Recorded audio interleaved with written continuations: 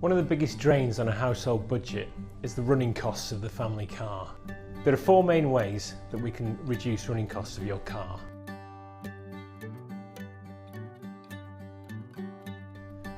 Now, when we talk about fuel type, we're talking about the choice between a petrol car and a diesel car.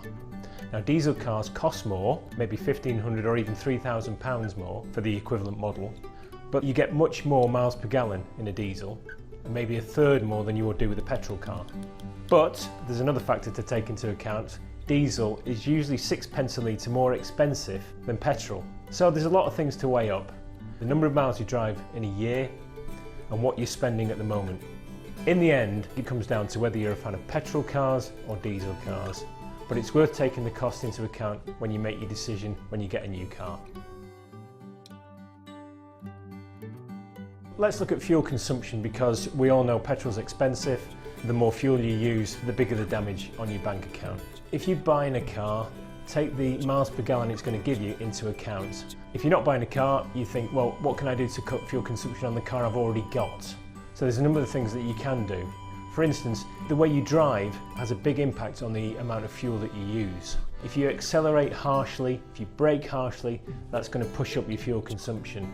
The faster you go, the more fuel you use. Now, if you're on a motorway doing 70 miles an hour, and that should be the most you do, you're using 10% more fuel than you would do if you were driving at 60. If you push it up to 80, which you shouldn't do, but if you push it up to 80, that's another 10% fuel that you're using. So think about the fuel use and also think about the safety. Stick to the limits and save money. Your tyres have a big impact on the amount of fuel that you use. If your tyres are underinflated, there's more friction between them and the road, and that means your engine has to work harder to do the same amount of distance. So you need to make sure that your tyres are properly inflated. The weight of your car has a big impact on the amount of fuel that you use. So take any heavy items out of the boot or out of the footwells, take the roof rack off. Not only are they weight pushing the car down and making the engine work harder, they also increase the aerodynamic resistance, which means you're pushing into the wind, and that slows you down, uses more fuel. Let's have a look at car tax. The amount of tax you pay is usually determined by the amount of CO2 emissions that come out of your car. The lower the CO2 emissions, the lower your tax. If they're below 100 grams, you don't pay any car tax.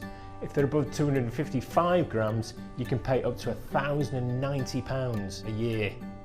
So that's something that you need to take into account when you're buying the car.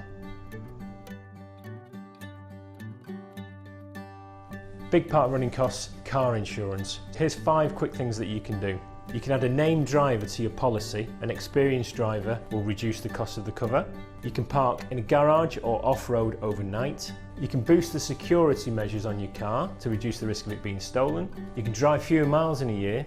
Most importantly, when it comes to renewal, shop around.